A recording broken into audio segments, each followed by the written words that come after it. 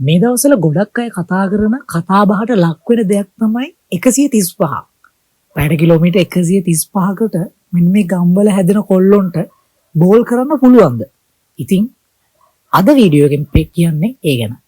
Hard ball එහෙම නැත්නම් තද පන්දුව සහ සොෆ්ට් බෝල් කියන අපි කියන ටෙනිස් කියලා. ඉතින් ওই දෙකටම අපි පොදුවේ කියනවා ක්‍රිකට් කියලා. මේ දෙකම මාර විදිහට ජනප්‍රියයි ලංකාවේ දැන්.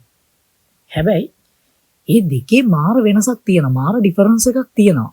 හැබැයි ඒක අර පිටින් බලන මිනිස්සෙක්ට සාමාන්‍ය ප්‍රේක්ෂකයෙක්ට ඒකේ ලොකු වෙනසක් තියෙනවා කියලා හිතෙන්නේ නැහැ. නිකන් බැට් එක ගන්නවා, බැට් එකට බෝලෙන් ගහනවා. එච්චරනේ.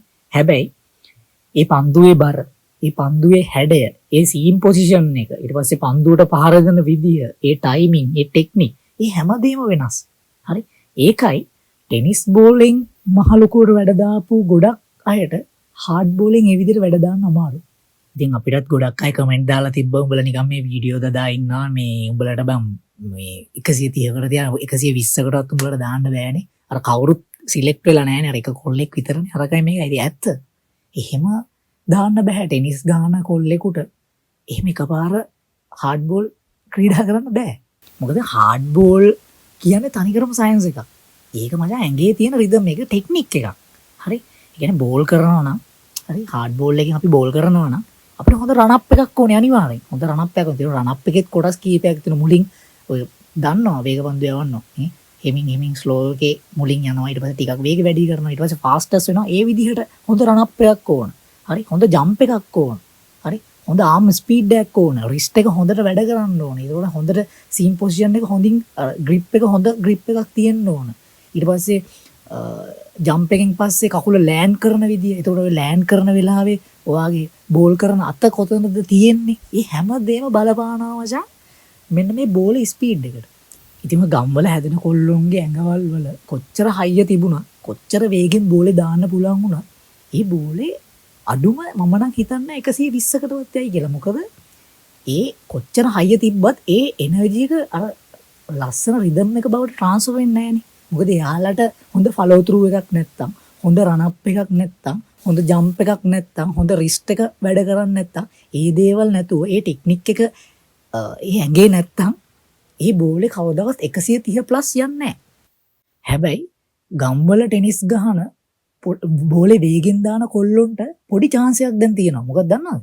දැන් මාලිංග සර් IPL තරඟාවලියට ගියානේ. එතකොට ඒක ගොඩක් මිනිස්සු හරි නෙගටිව් විදියට දැක්කා. කමක් නැහැ. ඒක අපිට ප්‍රශ්නයක් නැහැ. හැබැයි ඔයාට පුළුවන් නම් අන්න දැන් අනිවාර්යෙන් මාසයක් වගේ කාලයක් තියෙනවනේ. අන්න ඒ මාසෙ වගේ කාලේ අල්ලගෙන ඔයාට පුළුවන් නම් ඔයාගේ රන් අප් එක පොඩ්ඩක් හදාගන්න.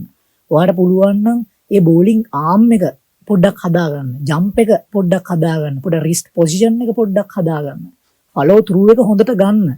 ඒ විදිහට හොඳට ප්‍රැක්ටිස් කරොත් අනිවාර්යෙන් කන්ෆර්ම් 100% කන්ෆර්ම් කරනවා. අනිවාර්යෙන් ඔයාගේ වේගය වැඩි වෙනවා. ඒ ටෙක්නික් එක පුළුවන් නම් මෙන්න මේ කාල සීමාව ඇතුළේ ඔයා ඇඟට දාගන්න. එහෙම වුණොත් ෂුවර් අඩුම 10කින් 15කින් ඔයාගේ වේගය වැඩි වෙනවාමයි. මොකද ගොඩක්ම ඔය ටෙනිස් ගාන කොල්ලොන්ගේ තියෙන්නේ ආර්ම් ස්පීඩ්. මොකද එයාලගේ ලොකු රන් අප් එකක් කරන් බෝල් කරන අය නැහැනේ. එයාලගේ තියෙන ආර්ම් ස්පීඩ් එකයි පොඩ රිස්ට් එක වැඩ.